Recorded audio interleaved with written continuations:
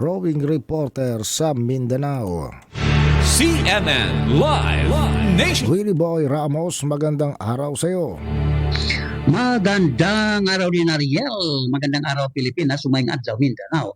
Nagsagawa ng isang pagsasanay para sa animal detection and emergency response ang Food and Agriculture Organization of the United Nations kasama ang Department of Agriculture Caraga, Bureau of Animal Industry at ang Local Animal Disease Detection and Emergency Response Caraga.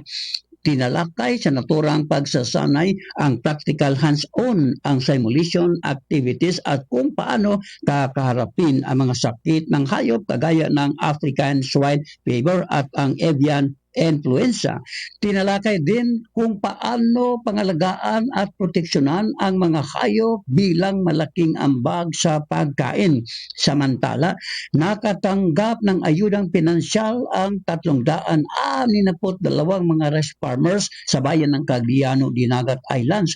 Mula sa Department of Agriculture Caraga ang ayuda sa ilalim ng Presidential Assistance for Farmers and Fisher Folks Program. Isang malaking tulong ang natanggap ng mga magsasaka na ayon pa kay Teresa Escopido, isang magsasaka na magagamit sa paglilinis ng palayan at iba pang pagkakagastusan sa pagtanim ng palay ang natanggap nilang ayuda. Well, Ramos, si Robin Reporter ng Mindanao Radyo, Kalikasan ng Objective Base, nagulat ng live para sa CNN Pilipinas.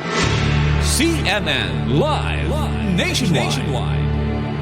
Maraming salamat, Willie Boy Ramos, ang ating CMN roving reporter sa Mindanao.